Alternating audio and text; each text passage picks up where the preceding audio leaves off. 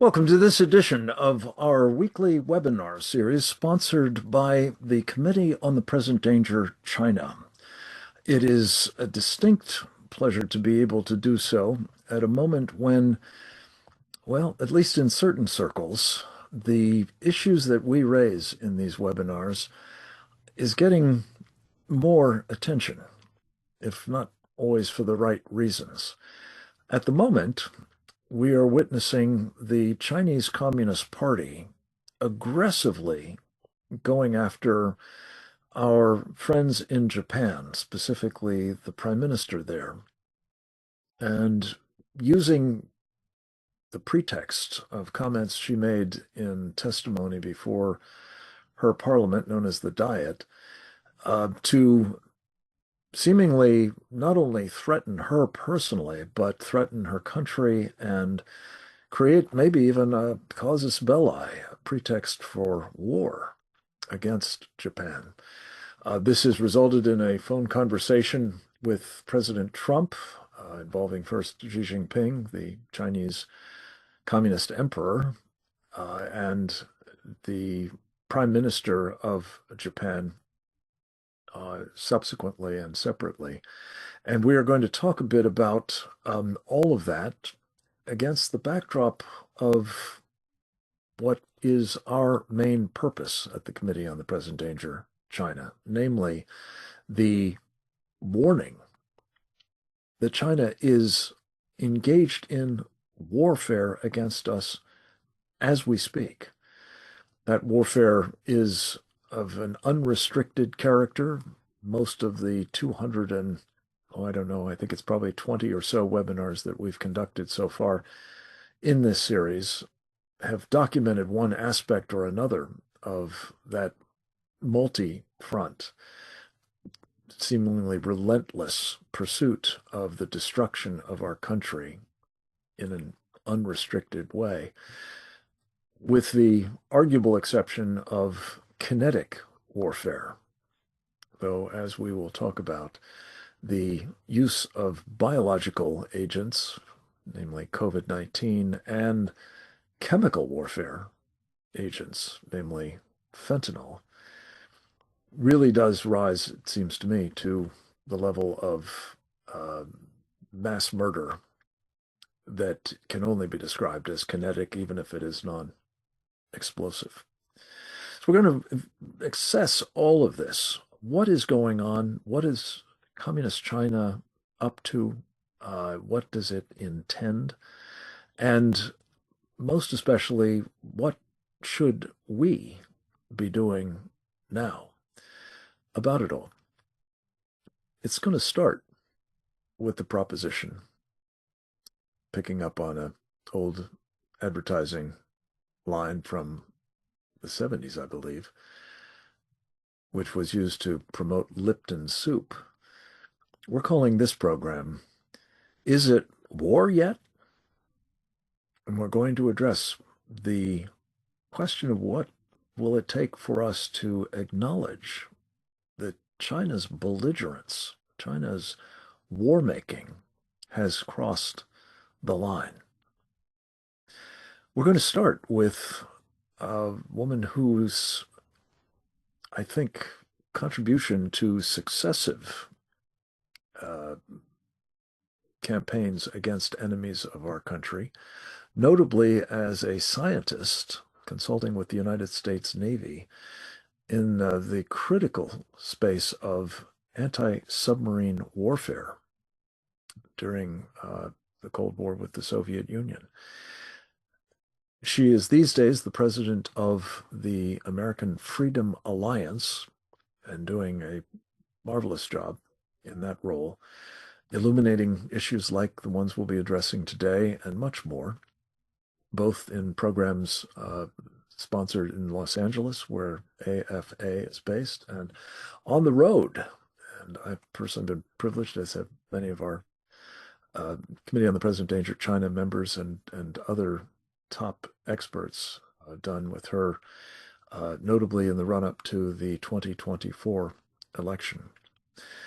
Karen Sigeman is her name. Dr. Sigeman is a woman who has done some very I think, enterprising thinking about this moment.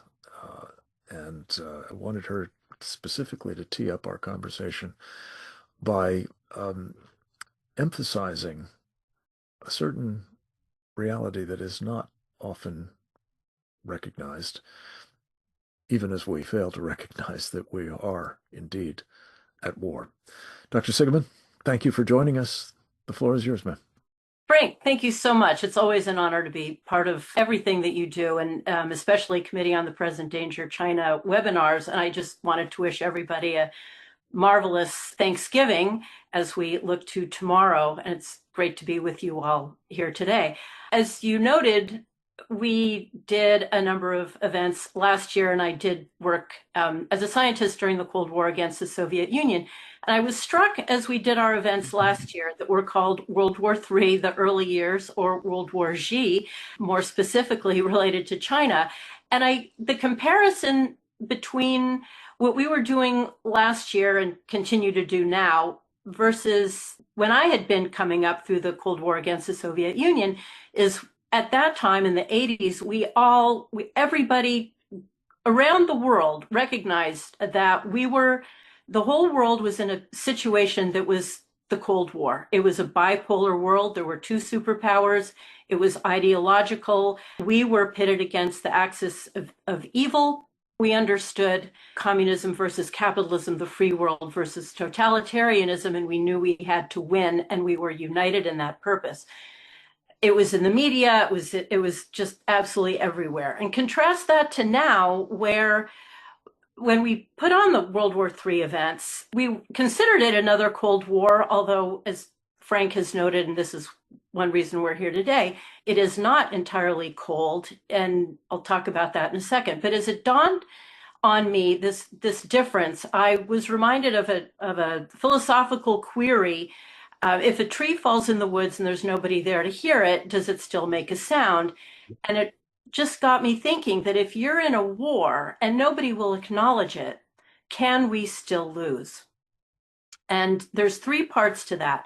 If you're in a war, right? Are we in a war? And we would all argue we most certainly are in a war. China has declared people's war on us, total war. They have been waging war on us assiduously through various means, some of which are non-kinetic, they're demographic, they're ideological. There's money being sent to our schools, K through 12, and our universities, those various kinds. But I would also argue, while they're not kinetic in the violent, explosive kind that Frank mentioned, they have been lethal through fentanyl and COVID and various other means, so this cannot be ignored.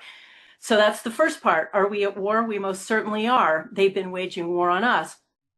Nobody will acknowledge it. I would say not only will nobody acknowledge it, but it's tamped down, it's being reframed, it's being cast as it's just an economic situation, if that. So not only will they not acknowledge it, but it is suppressed. Can we still lose? Again, I would argue that we have in large part been losing. But again, that's why we all are here to raise the alarm, to get us on war footing, to recognize that they have been at war against us. We cannot be lax in our attention towards it. We absolutely cannot lose. But as long as we refuse to acknowledge it, and by we, I mean political, in all the aspects of this, political, academic, media, universities, all these avenues that represent the ideal idea space, we will continue to lose. So again, I applaud you all, Frank, for having this, and everyone who's a panelist with me today. We've got to make the American public and our decision makers recognize that we have been in a state of war and we absolutely cannot lose. Thank you. Dr. Sigeman, thank you. Well said, as always, and very much the keynote for today's conversation. We're going to turn next to Captain James Fennell, one of our most faithful contributors to these programs.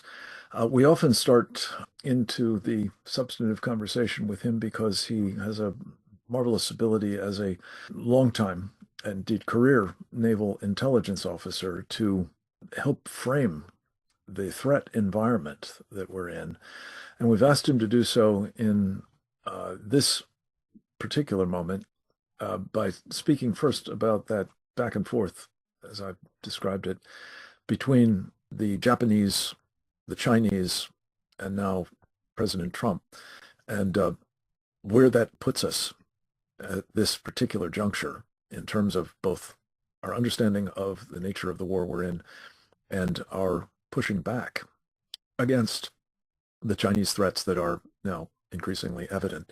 He is providing us his thoughts on all of that as a product of our interview earlier this week on our television program, Securing America.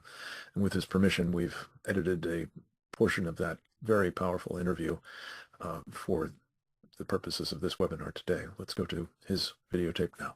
And there's been now 2 phone calls over the last 24, 36 hours are very important. And the second one with Prime Minister Takaichi of Japan is the second call. But the first call between President Trump and General Secretary Xi Jinping, the Communist Party's leader, is, from my perception, a continuation of a concerted campaign to either drive the new Japanese Prime Minister out of office or to basically put her under so much political pressure domestically and internationally that she becomes not a serious concern for this PRC. And this all started back on the 7th of November when Prime Minister Takaichi had just been sworn in as the new leader of Japan and was asked a question by a Japanese opposition political party member in the parliament. What does this mean if the PRC was to invade Taiwan? And Prime Minister Takaichi used a phrase which is really important. It's called a survival threatening situation, something that's been used in the Japanese before, and it set off alarm bells in Beijing. But it really isn't a controversial statement by anybody who follows these issues for any length of time about what China's military, PLA, plan is to invade Taiwan will not be confined strictly to Taiwan. We have 50,000 plus Americans in Japanese bases up and down the Ryukyus and into the main islands of Japan. We have allies in the Philippines. We have ships and aircraft around the region. So do the Japanese. So it's very well expected, and from what we read, from what the Chinese military says and how they practice and the weapons that they've developed, that they would be attacking American and Japanese forces. So what Prime Minister Takaichi said is, hey, if that happened, that would be very serious to us. It's a rational thing to say. And within 24 hours of her saying that, the PRC's consul general in Osaka basically said, we have no choice but to cut off the dirty neck that has been lunged at us without hesitation. Are you ready? And then for the next 3 weeks, we have seen the most unprecedented PRC propaganda campaign to smear, besmirch, call Prime Minister Takaichi a militarist, said that she's no different than the Japanese of World War II. And then China went through and said to their students around the 14th, 15th of November, don't travel to Japan, tourists don't go to Japan. Oh, and then around the 17th or 18th of November, China came out and told Japan, we're not going to buy any of your seafood. That's off the table now. And the talks that we were having about buying beef and meat, that's off the table as well. And they're ratcheting up. And over the weekend, they sent their ambassador to the United Nations, Ambassador Fu, went to the United Nations and presented a long letter explaining why Japan is militaristic and they're causing the problems in this region. So it is out of control, the war of words between these two. There's no question from the Chinese Communist Party's perspective, they are engaged in a cognitive war against the United States of America. And that includes information war, psychological war, legal warfare, and what they call their comprehensive national power, they have been developing their military kinetic forces. But right now, up until today, everything has been non-kinetic.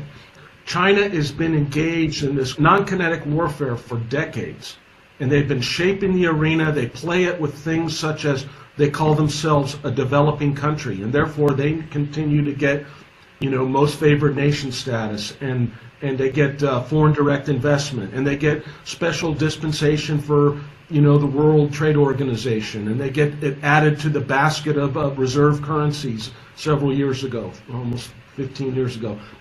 Point after point after point, they play the international arena to their advantage, but when it doesn't go their way, like in 2016, when the Permanent Court of Arbitration said, you have no claim over the South China Sea and the quote-unquote 9-dash line, they said, forget it, that's a farce, we don't follow that. So they obey or follow the international order when it benefits them, and then they disregard it when it benefits them.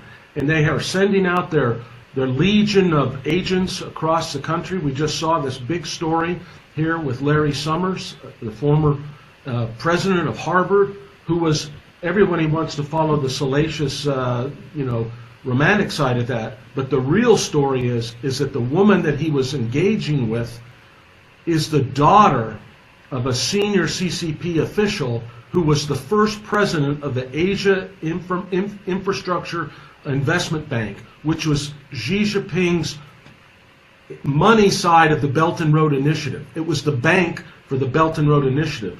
And that's who Larry Summers was playing around with, was the daughter of that first president of AIIB.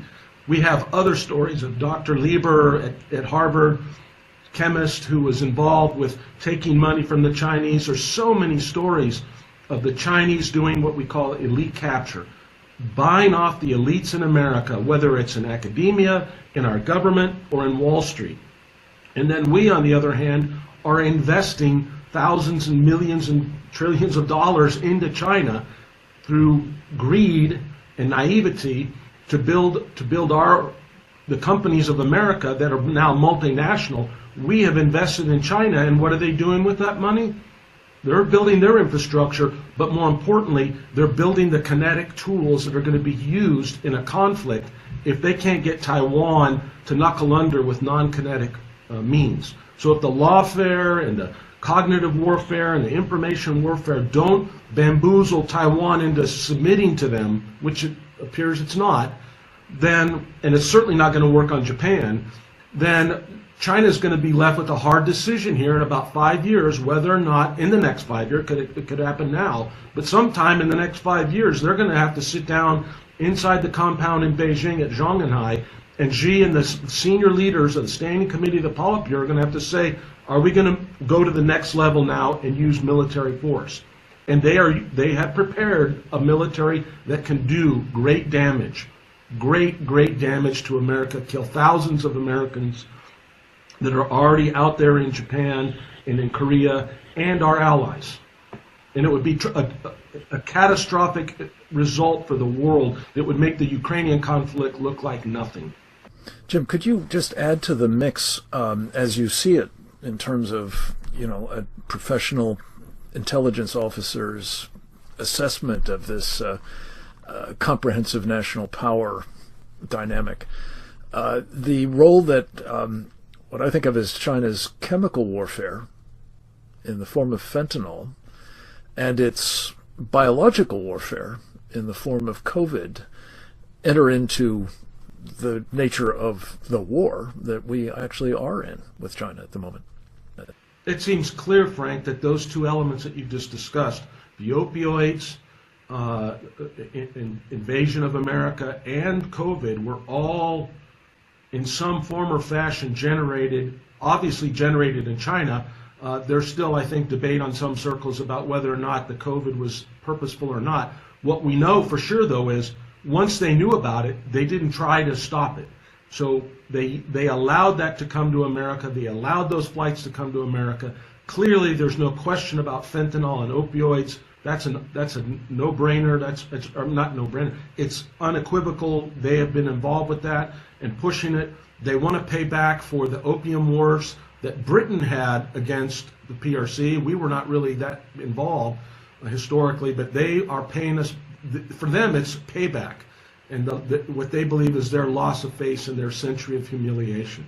And we should be cognizant of their deep, deep animosity and hatred for America. Thank you, Captain Fennell. As always, I do want to mention that in addition to his insights, I came across a very powerful piece that appeared in the Washington Times, I believe yesterday, by Miles Yu, who formerly was a senior counselor to then Secretary of State Mike Pompeo. He's now with the Hudson Institute. It's a very important further input into the question of what's going on here between the Chinese and the Japanese. It's entitled "To Reframe Taiwan, Washington Should Heed Japan's Takaichi." And it essentially makes the case that what the Prime Minister of Japan has done in defending her nation's vital interests and making clear that was the topic of the response she gave to an opposition member in the Diet, that is the way we should be handling this too, not the kind of preoccupations with the matters of status and China's claims to Taiwan and so on, but rather what is in the vital interests of this country, as well as, of course, our Japanese allies and others, to say nothing of the Taiwanese. So I want to make sure that that is on your reading list as well for the holiday weekend, if possible. We're going to turn next to another of our most faithful contributors to these programs, another member of our Committee on the Present Danger, China, a man who, irrespective of the time of day, manages to pitch in, and we could not be more grateful to him for doing so. His name is Colonel Grant Newsom, United States Marine Corps retired. He, in addition to his service to our country in uniform, served as a Foreign Service officer in the embassy in Tokyo. He has been a businessman in East Asia for many years and has, as a result of all of this, a wealth of experience that has, among other things, informed his various essays and articles, but especially his best-selling book, When China Attacks, A Warning to America. We're delighted to have him with us. Let's go to Colonel Grant Newsom at this point. Well, China crossed a line a long time ago when it came to actually being at war with the United States. If you ask the Chinese, they will tell you at least 30 years ago. Some would say 50 with the establishment of the Chinese Communist Party. But just take 30 for a rough estimate.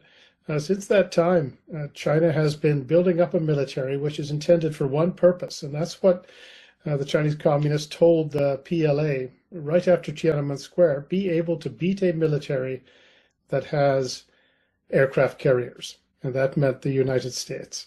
But it's more than just a military fight. And the Chinese have built up a military which, if they chose their spots and their timing, and it was a fight close to the Chinese mainland, they could probably defeat us, or at least give us a really bloody nose.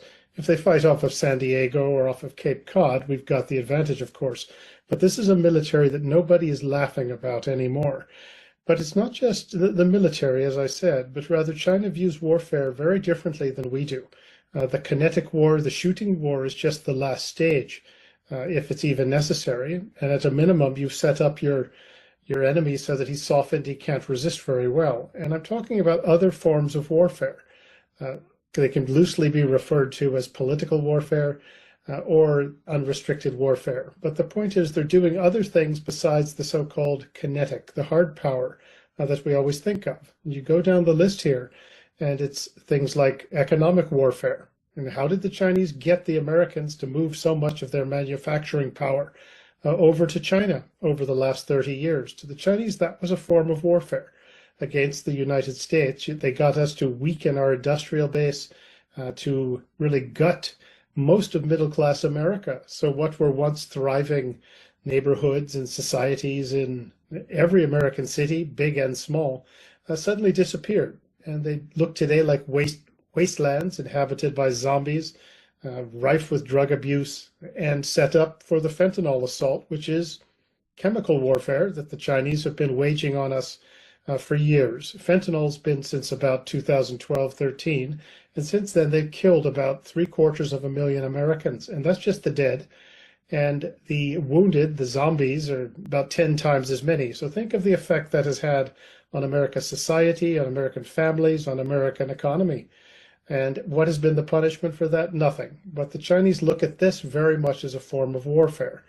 And most of the people who have died are of military age. So it's the equivalent of taking about 3 or 4 divisions of Marines or Army off the battlefield every single year, and they've been doing it for well over a decade. And why has it been so successful? In the sense that nobody has fought back or bit back against the Chinese. Well, that's proxy warfare that the Chinese will tell you about. And that means you buy off, you get to start working for you, seeing things China's way in the elites, the influential groups of a target country.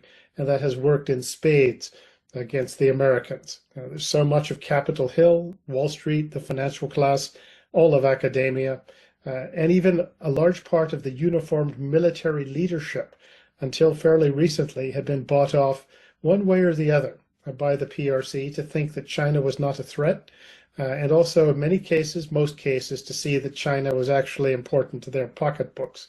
So as a result of that, you find that fentanyl doesn't stop. Nobody does anything to the Chinese. All they do is talk about it. And think of how you cannot get TikTok to end. The Indians banned TikTok in about 72 hours and 30 some other Chinese apps. We still can't manage to do it. And that's once again successful proxy warfare, where TikTok has the best American lawyers and lobbyists working for it to make sure that the administration, or any administration, that wants to turn off this 24/7 sort of psychological warfare that the Chinese wage against us can't do it. So they've been very successful on a number of fronts, none of them having to do with actual military or kinetic hard power. And this is a war that has been ongoing, and you can see the effect it's had. We don't have the industrial base to fight a war against an enemy that doesn't wear loincloths and turbans.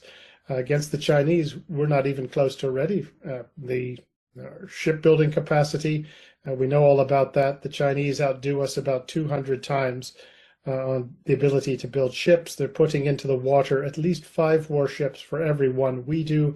Their Navy and Coast Guards are getting bigger. Ours are at best treading water. So this is all looks a lot like war, except in the sense that it's not shooting. So once again, going back to that fundamental concept of war, that the Americans tend to look at it like a 100-yard dash, where everybody comes up to the line, you shake loose, and you wait for the starter to shoot off the gun and go. And at that point, we think the war has started. But until that point, it's an American conceit that we can always talk anybody into being our friends, talk through any problems, settle our differences, and avoid conflict. That gets us into trouble. So we have refused to admit that we are at war. The Chinese, they would tell you, and all you have to do really is just listen to what the PRC says.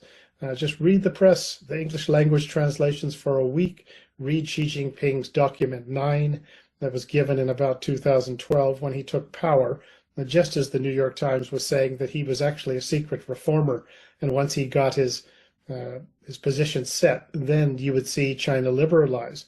Well, that didn't happen. And as a result, the Chinese have put us in a position where if we had to fight them, we would be in a lot of trouble. And as you'll note, they haven't fired a shot yet. So the Chinese sense of warfare is very different than ours, as I said. And they started the war at least 30 years ago. And they have made up a lot of ground, and in some areas they've overtaken us, and they put us in a position where we can't really respond very well, or as effectively as we could have. We've lost our edge. And that goes for our allies as well. So we're in a fix, and what do we do about it? The first thing you have to do is recognize that we are at war. And once you do that, you'll do well to follow Ronald Reagan's advice for dealing with the Soviets and bringing them down, is don't do anything that helps them. President Trump has, of course, been handed a hot potato by the people who mishandled this over the last 30, 40 years. And one doesn't envy him having to deal with it. So he's got a tough, very difficult hand to play. But nonetheless, you'd better start now, or we're going to find ourselves, say, unable to take on the Chinese in a real war. And we'd better learn something about political warfare, these non-kinetic forms of warfare that I've just talked about. In the United States, we don't even do it. During the end of the Biden administration, the guy at the State Department who should have been responsible for such a thing was brought into Congress to testify, and he was asked, "What's your political warfare strategy?" His answer, "Couldn't you define political warfare for me?" If you ask the commander of U.S. Indo-PACOM about political warfare, he may not know what you're talking about, and if he did sort of figure it out, he'd say, well, that's somebody else's responsibility. So we'd better figure this out. And if we don't figure out political warfare of the sort that the Chinese are waging so successfully against us, we may find that if somehow magically we get our military edge back, that we still lose because we have had our position undercut so badly by successful Chinese political warfare. So it's it's not much good news today, but that is the big thing: is China sees war differently than us, and they started it a long time ago, and we are in a lot of trouble. We can still get out of it, but my goodness, it's baseball terms, it's the bottom of the seventh, and we're down by about 6. Okay, well, thanks very much for having me today. I appreciate it. Colonel, thank you for this important contribution. We are, I think, going to be hearing more about the political warfare dimensions of all of this from some of our subsequent presenters, but thank you for setting the predicate for it. It's vital that we understand that is part of the unrestricted warfare playbook that is being wielded against us by the Chinese Communist Party. We're going to turn next to another great friend and valued contributor to much of what we do on these webinars and in raising the alarm more generally with the American people about the threat posed by the CCP. His name is Gordon Chang. He's an attorney by training, but he is one of the most prolific and, I think, impactful commentators and analysts of what the Chinese are up to and what it means for not just this country, but for the free world more generally. He is the author most recently of Plan Red, China's project to destroy America. He has also just penned an important piece in the Gatestone Institute, of which he is a senior distinguished fellow, that addresses this question of that he's going to be speaking to, which is the financial warfare piece. And I also want to commend to you another article that he wrote earlier in the week for Gatestone, in which he talked about the inadvisability of our removing the Typhoon missile system that had been deployed in Japan recently as part of exercises there on a Marine base, Colonel Newsom, and that was particularly inopportunely timed amidst this increasing and aggressive political warfare operation by the Chinese against Japan. We're going to hear from Gordon about the nature of the war and about what we best be doing about it. Let's go to his video, which he contributed again in the form of an interview with me on Securing America. We Americans think of war as kinetic war, World War II, Korean War, etc. China has a project to destroy America, and we have to view it in terms of a struggle. Sometimes the war goes kinetic, but sometimes it isn't. But all the time, China is intending to take down our society. Now, to start with the basics, in May 2019, People's Daily, which is the most authoritative publication in China, carried a landmark editorial that declared a quote-unquote people's war on us. That's a term which it resonates in Communist Party thinking. It goes all the way back to the Maoist era. And if we needed a definition, PLA Daily, which is the main propaganda organ of the Chinese military, in March 2023 defined people's war as total war. Now, China, although it denies it, has a doctrine of unrestricted warfare.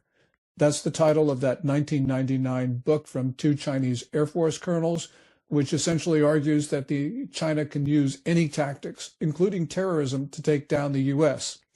And to show you the nature of this struggle, in that book, they talk about bin Laden, who China at the time was actually supporting. They talk about bin Laden hitting the U.S. So that's 2 years before 9/11. So it gives you a dimension of all of this. Now, China knows that the United States is a far stronger society. And so what they've been trying to do is to weaken us. And they do it in a number of different ways. So you mentioned COVID-19. We know COVID-19 came from the Wuhan Institute of Virology. We don't know whether it was a manufactured biological weapon or whether it was just escaped pathogens. I think it was a biological weapon, but that's something, a question for virologists. And we know that it escaped into the Chinese population. And there are questions about that. But what's really important is not anything up to that point. It's what Xi Jinping did after that disease got into the Chinese population, because he then took two decisions. One of them is that he told the world it was not transmissible human to human when he knew it was highly contagious. He had to know it was highly contagious no later than the second week of December, but China did not admit human transmissibility until January 20 of 2020. And then he said it was only limited transmissibility. And then all the while, they were telling health officials around the world, including the United States on January 3, I think it was, that this was, don't worry about it. The other thing they did was, while they were locking down their own society, they were telling others to take arrivals from China without travel restrictions or quarantines. Lockdowns are controversial, but by locking down their own society, they were telling the world they thought this was an effective way to stop disease. You take these two things together, lying about contagiousness and the lockdowns, and it shows that the spread of this disease outside China's borders was deliberate. That means 7 million people outside of China who died from COVID. Those were murders. That includes 1.2 million Americans. We know about fentanyl. Last year, 48,000 Americans died from a drug which the Communist Party has been behind. They are fully behind the fentanyl scourge. We know that because fentanyl producers, some of them are state-owned, but even if they're not, China runs a total surveillance state, and they know what these fentanyl producers are doing. Chinese diplomats give cover to the gangs. Chinese central government provides subsidies for the production of fentanyl. Every container that leaves China is inspected by Chinese officials.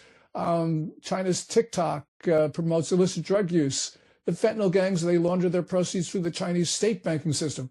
I could go on, but you can see that the fentanyl deaths are not overdoses, they're murders. We can go on a number of different things China's doing, but we can see that this is a long-term project to take down our country.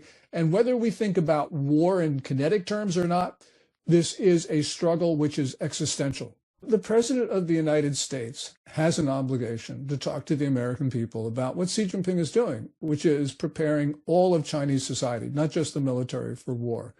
We think we're a society at peace. We're not. And I think that this was a failure of our presidents going back to almost the turn of the century, not to talk to the American people about what China is doing. So although we're a far stronger society, as I mentioned, we could lose our country because we're not defending ourselves with the vigor and with the determination that is necessary. So there's a failure of the American society to understand the situation we are in, and that failure starts at the top. We don't understand the Chinese political system, and because of that, we are pouring money into the Chinese military, which is configuring itself to kill Americans. Just to give you an example, the Financial Times recently reported that there is a White House memo that talks about Alibaba, Chinese internet giant retailer, has been helping the Chinese military.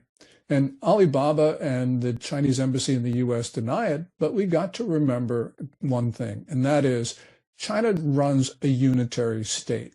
No entity in China may disobey an order of the Communist Party. So whether we're talking about a state-owned enterprise or a privately owned enterprise or a publicly listed enterprise, they all are required to help the Chinese military. And when you talk about Alibaba, there's also the issue of military-civil fusion, which is the doctrine that every entity and every person in China who has anything the military wants has to give it to the military. So really what we're talking about is a single state. And we don't view China that way. We think China is organized like we are, that you have a government and we've got private companies, and those private companies can defy the U.S. government. They don't have to follow what the U.S. government says. So, for instance, Apple did that a few years ago in refusing to unlock its phones for it was either the Defense Department or one of the other national security agencies. That's perfectly permissible in our country. So we sort of assume that China's organized the same way. No, it's not. And because you have these big Chinese companies on our markets, they are taking cash from Americans. They're using it to develop their own businesses. And those businesses transfer important technology to the Chinese military. So, we have this distinction. We sometimes sanction Chinese military-linked companies. Well, every company in China, regardless of its business, is military-linked. And so, therefore, none of them should be on our exchanges. And also, Frank, Americans should not be permitted to invest in Chinese companies in China. And right now, there is a torrent of foreign cash going into China's equity markets. Now, yeah, the Chinese economy is stumbling, but the markets there are hot. And we are helping to fuel these Chinese military companies, which means all Chinese companies. I wanted to ask you about a specific initiative that could be done basically right away without having to go through the, sausage making of legislation and getting the president's signature and so on. And that is ending a memorandum of understanding negotiated, as you know, with the help of then Vice President Joe Biden, who subsequently went on to become, I think, a Chinese asset, controlled asset, as Sam Faddis calls him, by allowing the Chinese Communist Party's companies, including ones that are tied to the PLA, as you say, preferential access to our capital markets, Gordon. They don't have to abide by our securities laws or regulations. Uniquely, not American companies can't do that, not European companies, nobody else, just those of our mortal enemy. What is wrong with that picture? And would you agree that Paul Atkins, the chairman of the Securities and Exchange Commission, ought to rip this thing up right away, and within 30 days, that underpinning for this whole enterprise on Wall Street with China would come undone, I think. Yeah. Whatever one thinks about Chinese companies on American exchanges, and there's all sorts of opinions about it, there is no justification for giving Chinese companies a free pass on U.S. securities laws. This is just, I don't understand the motivation for it. I don't understand why we permitted this. And yes, the SEC should rip up this memorandum immediately. And the Trump administration can do it without going through, as you say, the sausage making of American legislation, because the American markets are deep and they are the world's most attractive because the rules favor everybody. They make sure that these companies disclose. Well, we've given essentially the right to the Chinese not to disclose relevant information for investors. That corrodes the reputation of our markets. Why are we doing this? There is, as I said, no reason why. And I think the Trump administration needs to absolutely to revoke that memorandum, especially in light of that February America Investment First memorandum that the White House issued.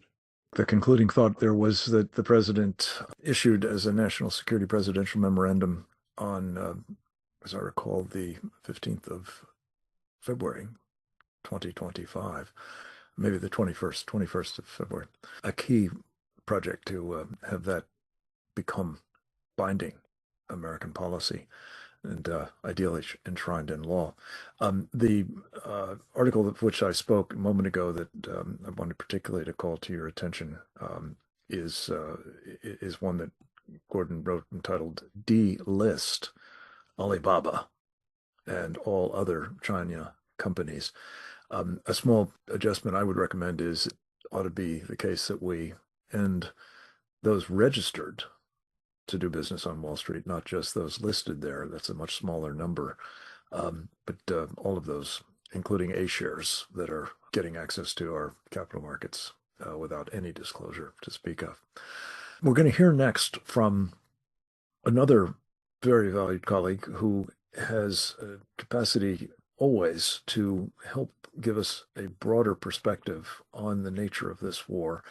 She happens to have been spending a prodigious amount of time raising awareness about what the Chinese are doing, going back to what we talked about a moment ago, in the way of political warfare and preparations for the kinetic kind in the Western and Central Pacific, among islands that have been fought and bled over by American Marines and others seeking to wrest them from the last totalitarian power that seized them and used them to threaten, among other things, us.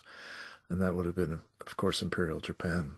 Her name is Cleo Pascal. She is a senior non-resident fellow for the Indo-Pacific at the Foundation for Defense of Democracies, and a veritable force of nature on all of these topics. And in particular, I think, is with the help of our friend Steve Bannon, popularized an understanding that some of those islands, notably the Marshall Islands, are part of America's western frontier and should be treated as such in the face of threats to them from communist China.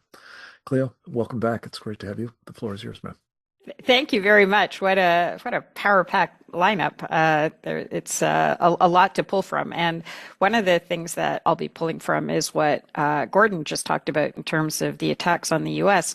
What might be helpful is to understand exactly how big the U.S. is. And so if the genius that is Oleg could put up my map, it would probably be helpful for understanding the section. I want to talk about a part of the United States, which is circled in red on the map here. That's the Commonwealth of Northern Mariana Islands. And it is, as Frank just described, a place where a lot of Americans died during World War II. Some of its islands, one is Saipan, another is Tinian. These were controlled by Japan from about 1914 until 1944 when the Americans came through.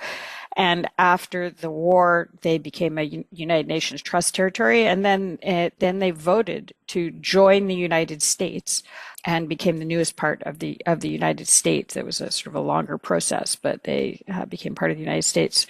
They share a maritime boundary with Japan, as you can see. So when we talk about Chinese activities in Japan or in Taiwan or in the Philippines, the U.S. is right there. It not only has Guam, which is right under the Commonwealth of Northern Mariana Islands, but it also has these islands these are American citizens on American soil. And I would argue that this location, the Northern Mariana Islands, is the most penetrated part of the United States by the Chinese Communist Party. And if you want to understand how they will operate in the rest of the United States, you can see it already at play here. This would be a very good place to practice how to extricate the malicious Chinese activity from the U.S. system. Just to give you an idea, the Commonwealth of Northern Mariana Islands has a population of about 50,000 people. It is about an 8-hour flight west of Honolulu and about a 4-hour flight from Tokyo. That's how far out to the west the U.S. extends. Of those 50 or so thousand, it's very difficult to get an accurate census. The estimates from one former FBI agent there is that approximately 10,000 don't have legal papers to be living in the Commonwealth of Northern Mariana Islands. So that's got to be one of the highest percentages of any part of the U.S. Now, many of them are Filipinos, but a lot are Chinese. And the Chinese can still come in to the Commonwealth of Northern Mariana Islands without a visa. This is the only part of the U.S. where Chinese can just get on a plane in China and get off a plane without a visa in the United States. Now, they're not supposed to leave the Commonwealth of Northern Mariana Islands, but in many cases, or at least by the hundreds and likely more, they're illegally taking boats 60 miles or so to Guam, where they've been found wandering around military bases. Additionally, there was a casino, a Chinese-owned and run casino in Saipan that was processing billions of dollars, billions with a B, per month through its system from the Chinese economic system into the US financial system. The former director of the CIA, James Woolsey, was on the board, and Louis Freeh, former director of the FBI, was one of the advisors. Additionally, you can see how that Chinese money has bought it influence, including in Congress. We have the representative from the Commonwealth of Northern Mariana Islands in Congress, and they're part of the U.S. They do have a representative of Congress. She consistently pushes for maintaining this visa-free access for Chinese. She's also pushing for a lifting of the cap on direct flights from mainland China into Guam and the Marianas, Northern Marianas. And the current Deputy Assistant Secretary in the Department of Interior, and this area does fall under Interior, is a man called Angel Demapan. He's a political appointee, but he seems to have been one that fell through the vetting cracks, because when he ran for office in the Marianas, he was an elected member of their legislature there. The FEC found that he illegally took money from Chinese companies, including that Chinese casino that I mentioned. And he subsequently wrote legislation that facilitated the operations of that Chinese casino. So what starts in Saipan doesn't stay in Saipan. It comes in through the financial system, through the political system, both elected and appointed. And it is an unmonitored border entry point for the U.S. And it has immediate security implications, obviously. And the question is, what direction is it going to go in? Because there was a very honest governor of the Commonwealth of Northern Mariana Islands who repeatedly asked the federal government to send in the FBI, send in Treasury, anybody to help him clean up his system. I've never heard of a U.S. government official saying, my books are open, come in and take a look at anything you want. But Governor Palacios of the Marianas did that, and then he died suddenly in July of this year. Part of the issue around his death is the situation with medical care. Now, he needed to be medevaced to Guam for treatment, and there was a delay in that happening. But it gives an indication of how poorly prepared CNMI and Guam are in case of any sort of attack. We're talking about an attack. If there's an attack on Taiwan, then of course, we talk about Japan getting hit or Philippines getting hit. Well, what about those Americans that are on American soil just across the way, which are living in places that are where real problems for the Chinese can be caused? And we already saw the Volt Typhoon cyber infiltration into the Guam system. We've seen these Chinese wandering around the bases. We know that disabling Guam has to be very high on Chinese destabilization lists, if not elimination lists. And their healthcare system can't even handle the current state of civilian healthcare, let alone what the veterans, and there are many U.S. veterans living in those locations, require for proper care. In many cases, they have to fly to Hawaii for proper care. So this is a very, very serious problem on U.S. soil, on this front line. Again, I would argue that the Commonwealth of Northern Mariana Islands is the most penetrated part of the U.S. It's getting very little oversight. So what needs to be done? First of all, full-bore anti-corruption investigations into what's going on in the Commonwealth of Northern Mariana Islands. But at the same time, you need to block the Chinese, what the Filipinos call ICAD, illegal, coercive, aggressive, and deceptive activity. So you need to block it while at the same time building up other opportunities, economic opportunities for the local Americans who are there, and resilience. And so that could mean, for example, looking at setting up training centers to help people enter the merchant marines, shipbuilding, building innovation hubs in Guam. If God forbid fighting does start, you're going to have a very hard time resupplying Guam with ammunition or health supplies, things like that. Others on this call are much better equipped to know the details than I am, but I know that right now there ain't much. So you better be able to produce it there rather than think you can fly 8 hours across the center of the Pacific from Hawaii, because there are problems all across the center of the Pacific as well, which we don't have time to get into this time, but we've talked about before in places like the Marshall Islands, the Federated States of Micronesia, and Palau. So more good news for you from yet another contributor to the call. But it doesn't take much to give the honest people of the Marianas hope that the rest of America does care about them and wants them to be able to live free of the sort of cognitive warfare that we're seeing. And I would just as a last point, to give you an idea of how advanced this is, there is a very active movement in Guam now to look at free association. Now, what the term free association would imply is that first Guam leaves the United States, becomes independent, and then freely associates with the US.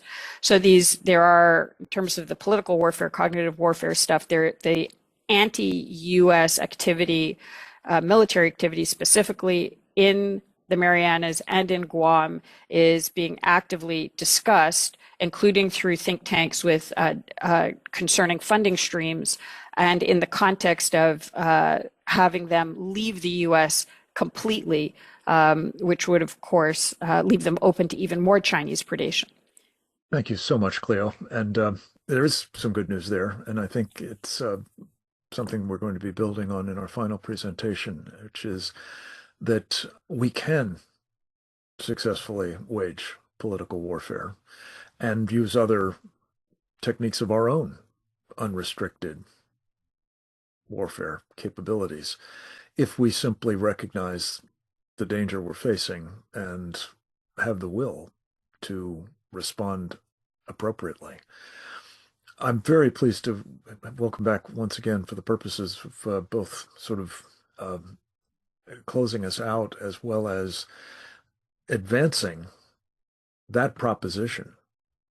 Dr. John Lenczowski, PhD, a man who played a pivotal role the last time a totalitarian communist nation sought to take this country out, namely during the Cold War. He served on Ronald Reagan's National Security Council staff as the senior director for Europe and Soviet affairs. He also served for time in the State Department. He has been, since leaving government, the incredibly impactful founder, initially president, now chancellor of the Institute for World Politics, one of the finest educational institutions in America, and one that is imbuing future generations of American government officials and leaders with an understanding of statecraft and what it takes to protect this country using what he calls full spectrum diplomacy and other techniques. We couldn't be more pleased to have him with us on very short notice, and as always, to benefit from his counsel about not just the nature of the problem, the fact that it is war yet, and even more importantly, to share with us his insights into what we need to do to wage it capably and decisively. Dr. Lenczowski, welcome back. Over to you, sir. Thank you very much, Frank. It's great to be with you and with so many of your distinguished guests. I would just like to begin by saying that there is a temptation amongst American political leaders to try to create an atmosphere of peace, even with our adversaries. And it's a temptation that can, where our successive presidents believe that it's possible to have some kind of a relaxation of tensions with these adversaries. But there's a fundamental principle of diplomacy, and that is that you cannot have a relaxation of tensions unless you have a relaxation of concerns. And there are so many concerns about communist China, the tyrannical, totalitarian nature of its system, its human rights violations, its crimes against its own people, its aggression against its neighbors, its political and economic and narcotics warfare against us. Those are all concerns, and they cannot be swept under the rug. And so therefore, the most important thing that has to be done here is that the American people, and particularly our elites, many of whom have been co-opted in the political warfare that that Grant and that Gordon has described, that they be brought to a fundamental realization about what is going on here. And this means that the President of the United States has to tell the truth. This is what Ronald Reagan did. And of course, nobody wanted him to tell the truth in the interests of détente with the Soviet Union during the 1970s. We had a bipartisan consensus thinking that we could sweep concerns about Soviet behavior, both at home and abroad, under the rug and have nice agreements and champagne treaty signing ceremonies with them and so on. And I think there's a abiding temptation in our own in current days dealing with China to sweep it all under the rug, telling the number one strategic objective of the Soviet Union during those years, particularly in Reagan's first term, was to get him to shut up, to stop telling the truth about the military buildup, about all the other things they were doing. Because he knows that the Kremlin knew that by telling the truth, the president would be building a pro-defense consensus in this country. We need to restore some semblance of reciprocity in our relations with China. If we let them continue their aggression, whether it's gray zone aggression against the Philippines, Taiwan, Japan, and so on, or their subversion and espionage and narcotics warfare, and of course, not only in bringing agrochemicals, agrotoxins to the University of Michigan, setting up a biological warfare lab in the Central Valley of California, and so on. If we let them do all of this stuff with no response, we will continue to send signals of weakness to Beijing, which will then, as we at IWP call it, it will be provocative weakness, and they will be tempted to take increasingly aggressive action against Taiwan, the Philippines, Japan, and us, and the credibility of our deterrent forces, whether they are kinetic forces or non-kinetic forces, the moral force, the political force that our country represents, will all be weakened. So we need to shed a number of illusions about the alleged permanence of the Chinese Communist regime.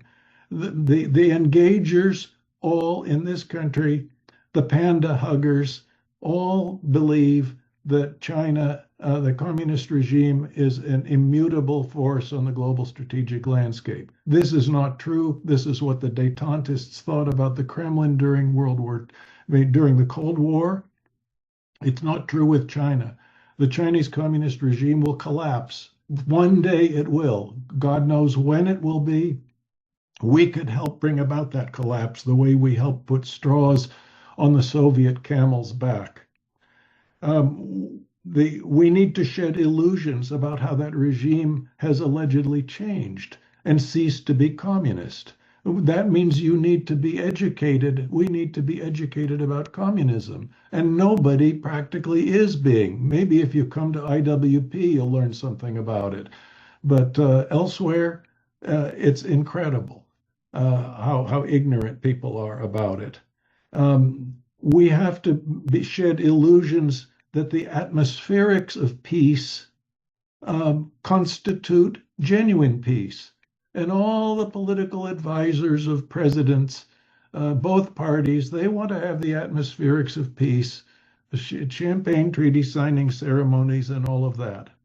We have to stop being solely on the defensive, and we have to go on a non-kinetic offensive. And the beginning of that kind of a strategy involves targeting and undermining in war, in the political war in which we are, the unrestricted war in which we are, the adversary's center of gravity, the enemy's center of gravity. I identify that center of gravity as the internal security system of the communist regime. The center of gravity is that without which the adversary cannot make war or cannot even survive as a regime. And in China, that internal security system, the nucleus of that system, of course, the internal security system has its millions of informants, its millions of internet police, its slave labor system called the Laogai, which nobody knows about because our co-opted media won't report what the Laogai is, and nobody knows the word. But the nucleus of that internal security system is the regime's monopoly of communications and information, alongside the Marxist-Leninist ideology with Chinese characteristics, which enforces thought control, semantic control, speech control, and ultimately behavior control. Then we need to seek the sympathy of and alliance with the Chinese people to assist them in their efforts not only to hear the truth, because when you live in a cage dominated by communist Chinese propaganda, you don't always know what life is like fully in the world. Even if you come as a student to the United States, as the Chinese communist princelings do, they are subjected to their minders. They have to watch out that they won't be put under arrest in one of the Chinese police stations in one of our major cities. They have to be very careful about how they behave, and they don't really experience full freedom. We need the Chinese people to be able to tell the truth themselves in the face of the pressure to repeat the official lies of the regime. We need to help them communicate with one another so that they can demand and realize political change. We have to distinguish, in other words, between the regime and the people. The CCP, the Chinese Communist Party, does not represent the nations, the Chinese nation, nor any of the captive nations within the Chinese Communist Empire. And that means we need to question, first of all, the legitimacy of the regime, because it is an illegitimate regime. It rules without the consent of the governed, and yet it pretends as if it really represents the Chinese nation when in fact it does not. What is its legitimizing vehicle? The Marxist-Leninist ideology with Chinese characteristics, which is otherwise known as Xi Jinping thought. And it is easy to refute Marxism-Leninism if you know something about it. And we also need to make clear that the Marxist-Leninist ideology is a Western import, a toxic Western import that is totally alien to traditional Chinese culture. The impact it has had on China means that far from liberating China from a century of humiliation, it continues that humiliation and it will continue until the CCP collapses. We need to expose how the regime maintains enforced conformity, not only amongst the people, but amongst party members and members of the Chinese armed forces. What is so remarkable is that we've seen all these purges of both party officials and the military. And what that indicates to me is that party members, it's a breakdown of party discipline. And Xi Jinping and his confederates are trying to bring about ideological purity and conformity within the party when ordinary party members, including very senior ones, feel like being human beings. And being a human being means thinking a little bit independently of the lies of the Communist Party line. And the same with the military officers. Insofar as they are corrupt, it is a sign of their humanity, and they're not ideological robots. And so the continued imposition of the Marxist-Leninist ideology as an element of party discipline and internal security ends up depriving everybody, even party members and military officers, of their human dignity. And this is a form of governance that needs to be exposed to the entire world so that the CCP's vision of a new world order, to split the CCP from the people, we need to anathematize the party. We need to expose the human rights violations and the crimes which the Chinese people don't want to be associated with. We need to resist features of the Chinese regime that are contrary to Chinese popular culture, like religion. We need to support all the different religious groups. The regime is scared to death of religion in China. We need to have outreach to the Chinese diaspora. We need to show that the PLA, the so-called People's Liberation Army, the very repetition of that term is a lie. It's not people's, it's not a national army, it's not liberation, it's slavery. We shouldn't even use the expression PLA in our own language because we're repeating a lie. But we have to show that it's not a national army. And we need to have a two-track foreign policy, one that deals with the regime and another that deals with the people. And the best way of dealing with the people is to broadcast to them, is to communicate with them through our radio, television, internet, every form, multimedia broadcasts. And that will help them, we will give them the truth. We'll give them alternative ideas, we'll give them their honest history, and we will help with their internal communications. And that is the beginning of bringing down the CCP regime. John, this is such a comprehensive treatment, and it's such an important part of this overall conversation about the war that's been waged against us so successfully for so long, and the fact that we do have options, that we can take action on our part to stave off what might otherwise be headed our way. We have time for just a very quick round of questions, and I so appreciate those of you who stayed with us for the purpose. Karen Sigmund, just quickly, you have, I think, as a result of the work that you're about, the programs that you run, the roadshows and so on, a feeling for the importance of engaging the American people in all of this. As I said earlier, I think they have a need to know. Could you talk a little bit about how best to do that? You're an educator by training as well as a scientist. Just some quick thoughts on building on what we've just heard.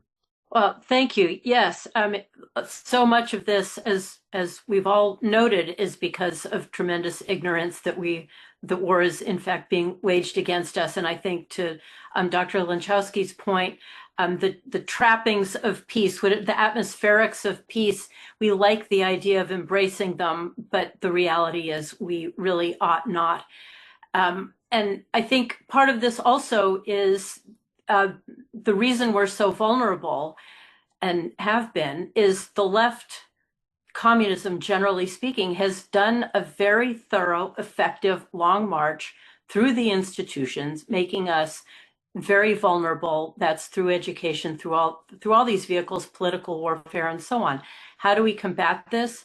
We here need to do everything possible to get truth back in the universities, in the media, in fiction, in nonfiction. People have to be made aware, one way or another, through our politicians, that we have been losing a war waged against us by people desperate to conquer us.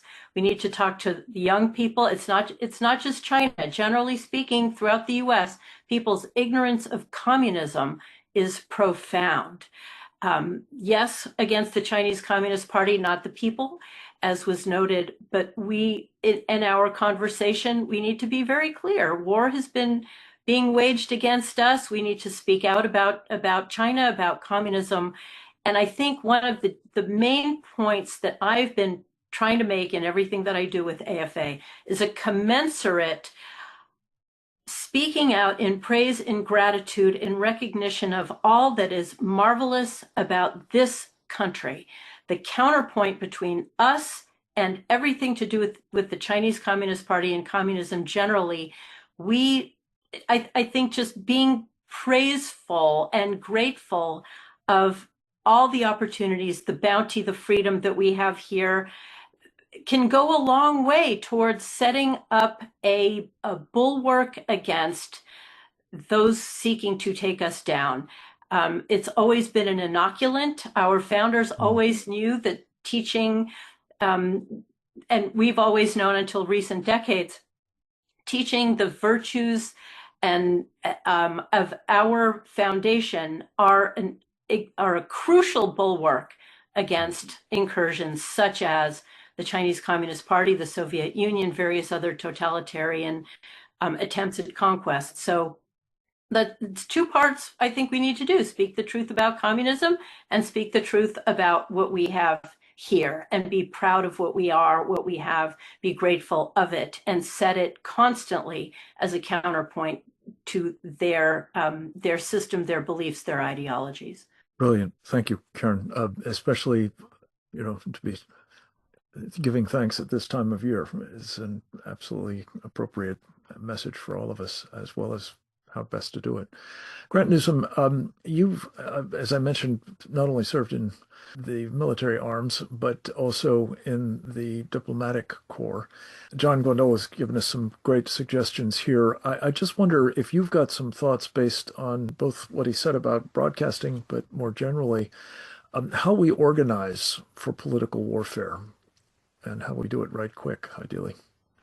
Well, first, we're going to have to take somebody, Marco Rubio's level, probably, to say, look, we need to learn political warfare. We used to do it in the Cold War. We did it well. Now we don't even teach it at Foreign Service Institute. So it's going to take some top-down pressure to get it done. And then you bring in a few of the right people, give them a credit card, but just give them some freedom to move.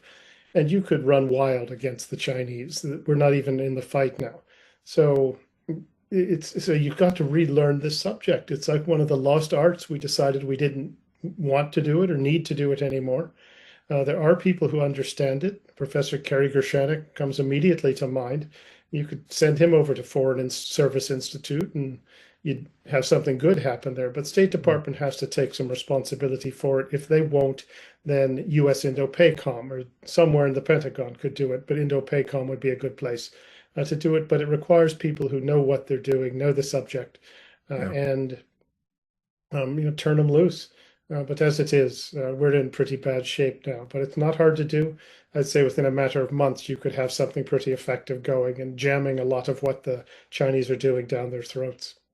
Terrific and very heartening, and especially if the military could be persuaded that this is, in fact, part of their portfolio.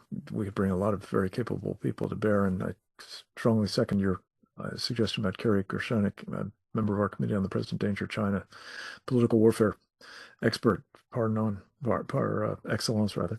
Let me turn, Cleo, to you. You have given us some examples, some very specific examples of the phenomenon the Chinese call elite capture, which, as we've documented in many of these programs, is such an incredibly important component of their unrestricted warfare strategy. Do you have some other thoughts as to how that can best be countered and exposed? I know we've talked on this program with you and others frequently, including especially with Trevor Loudon, about using sort of counter mafia techniques to both expose and fracture the captured elites and the kind of monolithic presence they have, it seems, at the moment in stopping us from responding appropriately to the war that's being waged against us. Your thoughts, ma'am? You can start off by describing the actual damage that these people are causing, which could help create an environment in which prosecution, or at least moving them out of the positions that they're in, would be easier. I mean, it is completely incomprehensible to me that the Deputy Assistant Secretary for Insular Affairs at the Department of Interior is somebody who the FEC found took money from Chinese corporations and who has a track record of working with one of the most investigated for corruption governors in CNMI, and who has worked in the congressional office that lobbied for increased access to the U.S. by Chinese. Something has gone very wrong in the vetting process. So not only, I think, do you need to make sure that people like that don't retain their position, because that I'm going to focus on this very specific position, the one held by Angel Demipan, because I don't think that Americans know that this position, it doesn't sound important, but the whole center of the Pacific is overseen by the Department of Interior, not Department of State, Department of Interior. So Interior covers an area the size of the continental United States in the middle of the Pacific, where the fiercest fighting of World War II happened. These are the battles of Peleliu. This is where Ulithi is. This is where Truk Lagoon, Kwajalein, Saipan. And after World War II, it was decided that if this area was controlled by hostile foreign powers, mainland U.S. would not be safe, and Guam wasn't enough. And that was why they were all offered, the whole region was offered to become part of the United States. Palau, Marshall Islands, Federal States of Micronesia were offered to join the United States. They opted, because they had been colonized for many centuries, to go independent, but to sign these compacts of free association with the U.S., which makes them a place where the U.S. has strategic denial and can deploy. So this whole area is under Interior, and this man, who everybody in the region knows took Chinese money, is the face of the U.S. administration. He sits on he chairs the commissions that oversee the distribution of the U.S. Government money to Federated States of Micronesia and Marshall Islands. He represents the U.S. in important ceremonies. When Governor Palacios was laid to rest, he was the one who officiated at the consecration of the cemetery where he was laid to rest.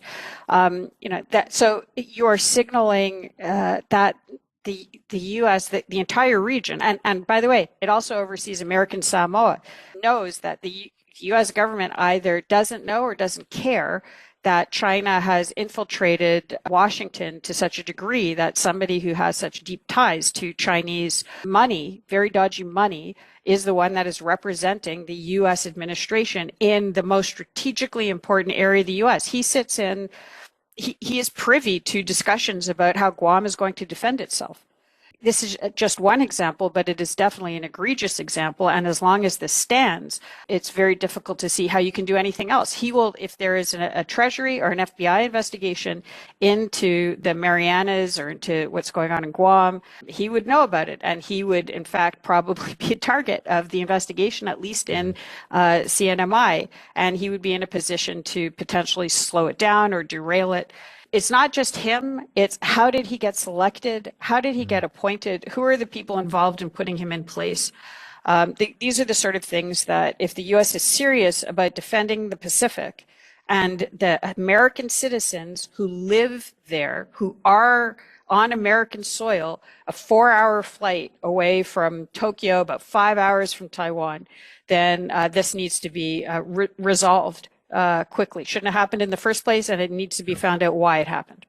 Thank you for so tenaciously calling attention to this, and we are anxious at the Committee on the Present Danger of China to make corrective action here a priority, and hopefully set the predicate for sort of a broader approach towards captured elites.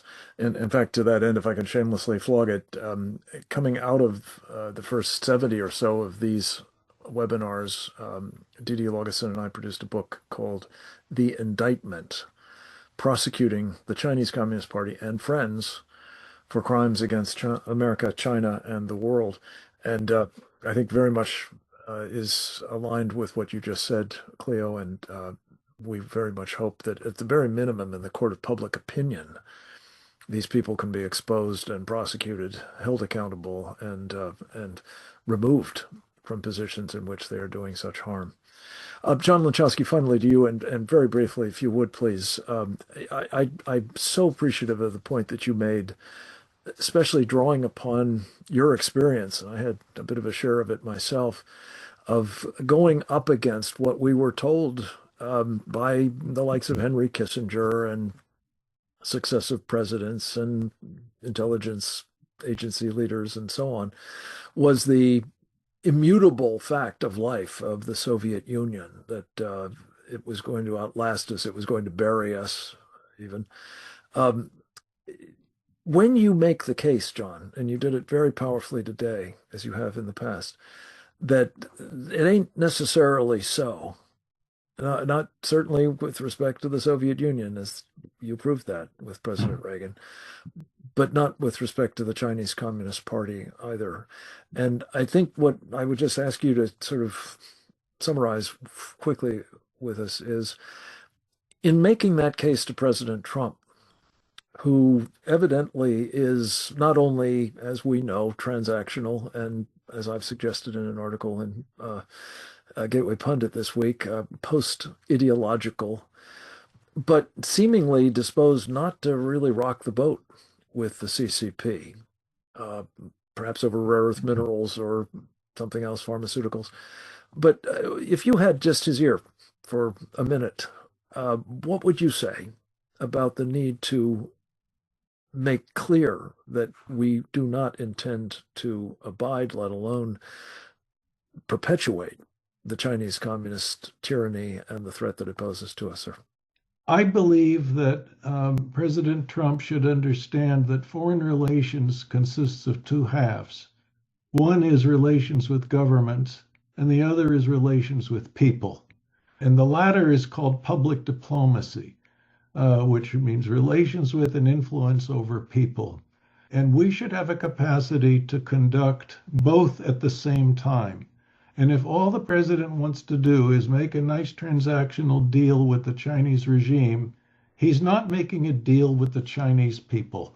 I think he needs to make a deal with the Chinese people, and that has to be on his radar screen. And that ultimately the Chinese communist regime has so many internal contradictions. It is so contrary to human nature. Yes, there are people who are in a burgeoning middle class, which is not going to grow much more because of the growing weaknesses of the Chinese economy.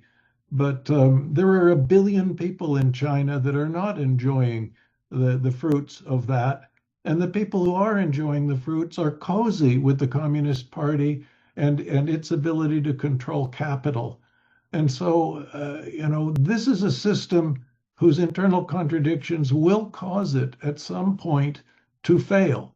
And the question is, where are we going to be in our relations with the Chinese nation and the other nations within the extended Chinese empire, the Uyghurs, the Tibetans, the Mongols, the Hui, and so on. And I think that he needs to make a deal with the Chinese people, and that needs to be part of his diplomacy. Thank you, John Laczowski. Thank you to each and every one of you for exceptionally powerful presentations. It is impossible, in my humble opinion, to come away from this conversation still deluded into thinking that there is no problem with the Chinese Communist Party. It is, in fact, at war with us. It is increasingly aggressively pursuing that war. It appears that it is prepared sufficiently to do the one thing that has not yet been done in the People's War or the unrestricted warfare before it, and that is full-on kinetic operations, if the Chinese Communist Party chooses to engage in them. They may yet hope to win without fighting by the cumulative effect of all the things that we've discussed here today. And if they are to succeed, it will be because we fail to heed the warnings that we've offered, the evidence that is now beyond ignoring, the implications for everyone we love, everything we hold dear, for the very country that makes it all possible, that we persist in ignoring it at, as I say, the peril of all of that. We hope that this particular program, and indeed the body of work of which it is a part, the Committee on the Present Danger China, all of which is available for free at presentdangerchina.org, will resonate with you and prompt you to do as we've just been encouraged to do, and that is to take the fight, at least in the political warfare sense, to the heart of the problem, the Chinese Communist Party, and work with the people of China to the end of bringing about their liberation and the end of the threat that the CCP represents to us and freedom-loving and freedom-aspiring people worldwide. I want to wish you all a very blessed as well as happy Thanksgiving, and that this will be the occasion upon which we reflect on the incredible things that we have to be thankful for in being in this country, as Karen Sigeman said so well, both understanding the alternative that we're confronting from China. And one might add, by the way, another of our projects, the Victory Coalition, just did a marvelous presentation yesterday, as it happens, on the threat from Sharia supremacists, another very dangerous vector headed our way, especially to the extent that they collaborate against us along with globalists. These are the sorts of things we have to be cognizant of and to be thankful we may yet have a chance to spare our country what they have in mind for us. And if we do, it will be with your help. Please share this video and join me in thanking Oleg Atbashian, who does so much day after day to make these programs possible and as accessible and as impactful as they can possibly be. We're grateful to him, thankful for him, as well as all of our presenters today. God bless you, and the best for the Thanksgiving holiday. Over and out.